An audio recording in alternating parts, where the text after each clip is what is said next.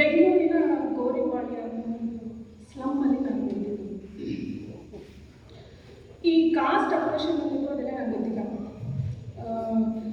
ಈ ಏನಂತಾರೆ ಸಮಾಜದಲ್ಲಿ ಕರೆಯುವುದು ಅಪ್ಪರ್ ಕಾಸ್ಟ್ ಅಂತ ಏನು ಗುರುತಿಸಲ್ಪಡ್ತಾರೆ, ಅಥವಾ ಕನ್ವರ್ಟೆಡ್ ಕಾಸ್ಟ್ ಏನಿರ್ತಾರೆ ಲಿಂಗಾಯತ ಸಮುದಾಯ ಅಂತ ಒಂದು ಕುಟುಂಬದಲ್ಲಿ ಹುಟ್ಟಿದ್ವಿ. ನನಗೆ ಗೊತ್ತಿಲ್ಲ ಕಾಸ್ಟ್ ಅಂದರೆ ಏನು ಅಂತ ಗೊತ್ತಿಲ್ಲ, ಅದರ ಆಪರೇಷನ್ ಏನು ಅಂತ ಗೊತ್ತಿರಲಿಲ್ಲ. ಆದರೆ ನಾವಿದ್ದಂಥ ಉದಾಹರಣೆಯಲ್ಲಿ 7 ಮನೆಗಳಿತ್ತು. ಅಲ್ಲೆಲ್ಲ ಫುಲ್ಲು ಬೆಂಕಿ ಪಟ್ಟು ಥರ ಪುಟ್ಟು ಮನೆಗಳು. ನನ್ನ ಪಕ್ಕದ ಮನೆಯಲ್ಲೆಲ್ಲ ಇದ್ದವರೆಲ್ಲ ಡೋಬಿತಿ ಮಕ್ಕ ಅಂತ ಒಬ್ಬರು, ಆಮೇಲೆ ಊರ್ವತಿ ಎಸ್ ಅಂಬಿಕಾ ಅಂತ, ಅವರೆಲ್ಲ ST SC ಸಮುದಾಯಕ್ಕೆ ಸೇರಿದಂಥವ್ರು. ನಾನು ರಸ್ತೆಯಲ್ಲಿ ಹೋಗ್ಬೇಕಾದ್ರೆ ಸರ್ಕಾರಿ ಸ್ಕೂಲಲ್ಲಿ ನಾನು ಓದಿದ್ದು. ಅಲ್ಲಿ ನನಗಿದ್ದಂಥ ಸ್ನೇಹಿತರೆಲ್ಲ ಮ್ಯಾನ್ಯುಯಲ್ ಸ್ಕ್ಯಾಲ್ಚರ್ ಕುಟುಂಬದ ಮಕ್ಕಳು. ಟಿ ನಾಗರತ್ನ ಅಂತ ಒಂದು ಹೆಣ್ಮಗಳು, ರಾಜೇಂದ್ರ ಅಂತ ಒಬ್ಬ, ಹೀಗೆ. ಬಟ್ ನಮ್ಮನೇಲಿ ಏನಾಗೋದು ಅಂತಂದರೆ ಅವ್ರನ್ನೆಲ್ಲ ಒಳಗೆ ಸೇರಿಸ್ತಿರ್ಲಿಲ್ಲ. ಅವ್ರನ್ನ ಮುಟ್ಟಿದ್ರೆ ನಮಗೆ ಅವತ್ತೆಲ್ಲ ಪೂರ್ತಿ ಪೂಜೆ ಮನೆಯಲ್ಲಿ. ಯಾಕೆ ಮುಟ್ಟಿಸ್ಕೊಂಡೆ ಅವ್ರನ್ನ, ನೀನು ಹಿಂಗೆಲ್ಲ ಮಾಡ್ತಾ ಇದ್ರೆ ನಾನು ಆಚೆ ಕಳಿಸೋದೇ ಇಲ್ಲ ಅಂದರೆ. ಬಟ್ ನಮಗೆ ಸ್ಕೂಲಲ್ಲಿ ಆ ಥರ ವಾತಾವರಣ ಇರಲಿಲ್ಲ.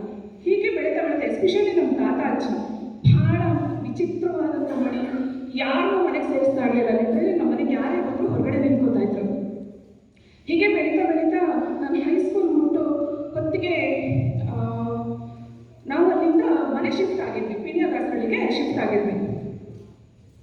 ಅಲ್ಲಿ ಕಡಿಮೆ ಬಾಡಿಗೆ ಮನೆ ಸಿಗೋದು ಏಕೆ ಕಾಲೋನಿಲಿ. ಹೊರಗಡೆ ಬಂತು ಅಂದರೆ ಅಲ್ಲೆಲ್ಲ ಸ್ವಲ್ಪ 2 ಏರಿಯಾ ಇತ್ತು. ಏಕೆ ಕಾಲೋನಿ ಅಂತ ಒಂದು, ಮತ್ತು ಬೇರೆ ನಾರ್ಮಲ್ ಏರಿಯಾ ಅಂತ ಕರೆಸ್ಕೊಳ್ಳೋಂಥ ಏರಿಯಾ. ಅಲ್ಲಿಂದ SRS ಕ್ವಾರ್ಟರ್ಸ್, KB ಕ್ವಾರ್ಟರ್ಸ್ ಏನಿದೆ ಅಲ್ಲಿಗೆ ಹೋಗ್ಬೇಕಾಗಿತ್ತು. ನಮಗೆ ನೀರಿನ ಕೊರತೆ ಇತ್ತು, ಹಾಗಾಗಿ ಸ್ನಾನ ಮಾಡೋಕ್ಕೆ ಮತ್ತೊಂದು ಮಗದೊಂದು ಅಲ್ಲಿಗೆ ಹೋಗ್ಬೇಕಾಗಿತ್ತು. ಆಗ ನಾನು 8ನೇ ಕ್ಲಾಸ್ನಲ್ಲಿದ್ದೆ. ನಮ್ಮ ಚಿಕ್ಕಪ್ಪ ಮನೆಗೆ ಹೋದಾಗ ಎದುರುಗಡೆಯಲ್ಲಿ ಇದ್ದಂಥವ್ರು ಅಲ್ಲಿ KB ಕ್ವಾರ್ಟರ್ಸಲ್ಲಿ ಮ್ಯಾನ್ಯುಯಲ್ ಸ್ಕ್ಯಾಲ್ಚರ್ ಕುಟುಂಬದವರೇ. ಗೊತ್ತಿದ್ದು ಒಂದು ನಮ್ಗೆ ಆ ಭೇದ ಭಾವ ಏನು ಇರಲಿಲ್ಲಲ್ಲ, ಆ ಕುಟುಂಬದ ಮಕ್ಕಳ ಜೊತೆ ಒಂದು ಅಟ್ಯಾಚ್ಮೆಂಟು. ಈ ರಾಜೇಂದ್ರ, ಕುಮಾರಿ, ಲತಾ ಭಾಳ ಚೆನ್ನಾಗಿರ್ತಿತ್ತು. ಅವ್ರ ಜೊತೆ ಹಾಡ್ತಿದ್ವಿ, ಕುಣಿತಿದ್ವಿ. ಆದರೆ ಅವ್ರನ್ನ ಮನೆ ಒಳಗಡೆ ಸೇರಿಸ್ತಾ ಇರಲಿಲ್ಲ. ನಮ್ಮ ತಾತ ಅಜ್ಜಿ, ನಮ್ಮ ಚಿಕ್ಕಪ್ಪ ಯಾರೂ ಸೇರಿಸ್ತಾ ಇರಲಿಲ್ಲ.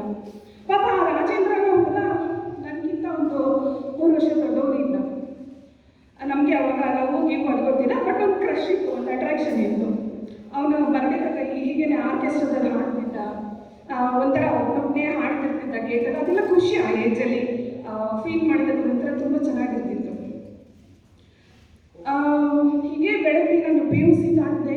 ಅಷ್ಟೊತ್ತಿಗಾಗಲೇ ನಮ್ಮ ತಾತನಿಗೆ ವಯಸ್ಸಾಗಿತ್ತು. ನಾನು ಹೀಗೆ 18 ವರ್ಷಗಳ ಕಾಲ ಹಾಗೆ ಬೆಳೆದಿದ್ದು. ಈ ಯಾರೂ ಸೇರಕ್ಕೆ ಬಿಡ್ತಾ ಇರಲಿಲ್ಲ. ಸ್ಕೂಲಲ್ಲಿ ಮಾತ್ರ ನಮಗೆ ಎಲ್ಲ ಥರದ್ದು ಫ್ರೀಡಮ್ ಇರ್ತಾ ಇತ್ತು. ನಮ್ಮ ತಾತನ ಕಾಯಿಲೆ ಬಿತ್ತು, ಹುಷಾರು ತಪ್ಪು. ಪೂರ್ತಿ ಅದು KB ಕ್ವಾರ್ಟರ್ಸ್ ಹೇಗೆ ಅಂತಂದರೆ ಬಸ್ ಸ್ಟಾಪಿಂದ ಸುಮಾರು 20 ನಿಮಿಷ ಒಳಗಡೆ ನಡಿಬೇಕು. ಯಾವುದೇ ಬಸ್ ಫೆಸಿಲಿಟೀಸ್ ಇಲ್ಲ, ಎಂಥದ್ದು ಇಲ್ಲ. ನಾನು ಯಾವಾಗಲೂ ಜಗಳ ಆಡ್ತಿದ್ದೆ, ನೀನು ಯಾಕೆ ಅವ್ರನ್ನ ಮನೆ ಒಳಗಡೆ ಸೇರಿಸೋದಕ್ಕೆ ಬಿಡೋದಿಲ್ಲ, ನಾನು ಯಾಕೆ ಮಾತಾಡ್ಸೋಕ್ಕೆ ಬಿಡೋದಿಲ್ಲ, ನೀನು ಹೀಗೆ ಮಾಡ್ತಾ ಇದ್ರೆ ರಾಜೇಂದ್ರ ನಾನು ಮದುವೆ ಹೊರಟೋಗ್ತೀನಿ, ಅದೇನು ಮಾಡ್ಕೊತೀಯ, ಅವಾಗ ನಾನು ಸೇರಿಸೋದಿಲ್ವಾ, ಈ ಥರ ಹೇಳಿ ನಾನು ಅವಾಗ ವಾದ ನಡೀತಾನೆ ಇರ್ತಿತ್ತು.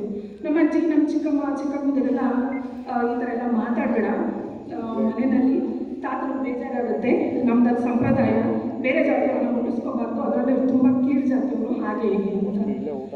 ನನಗೆ ಭಾಳ ಗೊತ್ತಾಗೋದು. ಕದ್ದು ಮುಚ್ಚಿ ಅವ್ರ ಮನೆಗೆ ಹೋಗ್ತಾ ಇದ್ದೆ, ಅವ್ರ ಜೊತೆ ಊಟ ಮಾಡ್ತಾ ಇದ್ದೆ, ಗೇರ ಮಾಡ್ತಾ ಇದ್ದೆ, ಊಟವೆಲ್ಲ ಇಡ್ತಿದ್ದೆ, ಎಲ್ಲ ಮಾಡ್ತಿದ್ದೆ.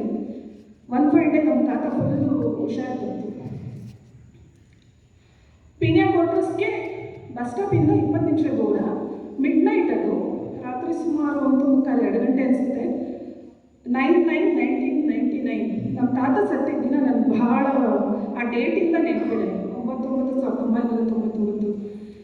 ಅವತ್ತು ರಾತ್ರಿ ಫುಲ್ಲು ಉಸಿರು ಕಟ್ಟಿ ನಮ್ಮ ತಾತನಿಗೆ ಇನ್ನೇನು ಕಡೆಗಳಿಗೆ ಆ ಮೂಮೆಂಟಲ್ಲಿ ಪೂರ್ತಿ ಏನುಸಿರು ಬಿಡ್ತಾ ಇದ್ದಾರೆ. ಈಗಲೂ ಆಗಲೂ ಸಾಯೋ ಹೊತ್ತಲ್ಲಿ ನಮ್ಗೆ ಅವಾಗ ಫೋನ್ ಎಲ್ಲ ಇರಲಿಲ್ಲ, ಮೊಬೈಲು ಎಲ್ಲ ಏನೂ ಇರಲಿಲ್ಲ. ಯಾರನ್ನ ಹೋಗೋದು ಗೊತ್ತಿಲ್ಲ. ಕ್ವಾರ್ಟರ್ಸಲ್ಲಿ ಒಂದೊಂದು ಮನೆ ಬಹಳ ದೂರ. ಆ ಇಡೀ ರಸ್ತೆಯಲ್ಲಿ ನನಗೆ ಅವ್ರ ಮನೆ ಬಿಟ್ಟರೆ ಬೇರೆ ಯಾರು ಆತ್ಮೀಯರಿರಲಿಲ್ಲ.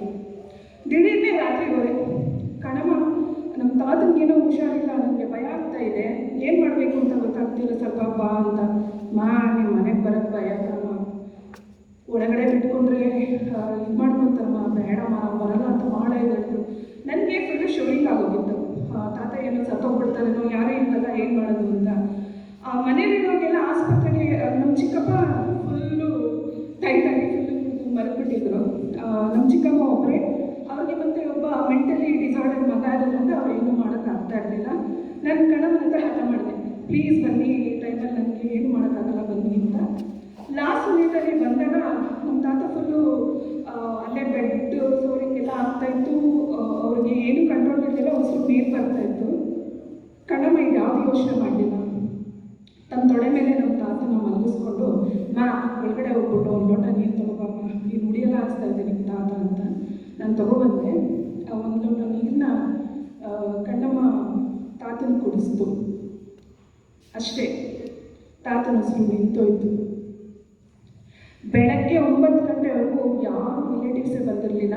ಎಲ್ಲರೂ ದೂರದಿಂದ ದುರ್ಸಂದ್ರ, ಆನೆಕಲ್ಲು, ಬೇರೆ ಬೇರೆ ಜಾಗದಿಂದ ಬರ್ತಾ ಇದ್ದಿದ್ದು. ನಮ್ಮ ಮನೆಯವರು ಮತ್ತು ನಮ್ಮ ಚಿಕ್ಕಮ್ಮ ಮನೆಯವರು ಮಾತ್ರ ಇದ್ದರು. ನನಗೆ ಏನು ಕೇಳಬೇಕು ಏನು ಕೇಳಬಾರ್ದು ಗೊತ್ತಿರಲಿಲ್ಲ. ಏನೇ ಇದು ಓಪನ್ ಆಗಿ ಮಾತಾಡೋದು ಒಂದೇ ನನಗೆ ಅಭ್ಯಾಸ ಇದ್ದಿದ್ದು, ಇವತ್ತಿಗೂ ಹಾಗೆ ಇರೋದು. ಎಲ್ಲ ಹೆಣದ ಮೇಲೆ ಹೂವು ಹಾಕ್ತಾ ಇದ್ದಾರೆ. ನೆಂಟರೆಲ್ಲ ಬಂದರು. ನಮ್ಮ ಚಿಕ್ಕಪ್ಪ ಅಜ್ಜಿ ಎಲ್ಲ ಕೂತಿದ್ದಾಗ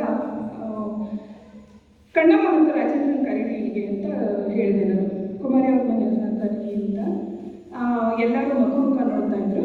ಆವಾಗ ಯಾಕೆ ಕಣ್ಣಮ್ಮ ಹುಟ್ಬಿಟ್ರು ಅಂತ ಇವಾಗ ಹೆಣನ ಮಣ್ಣಿಗೆ ಹಾಕೋದಿಲ್ವ ನೀವು ಅಂತ ಕೇಳಿದೆ.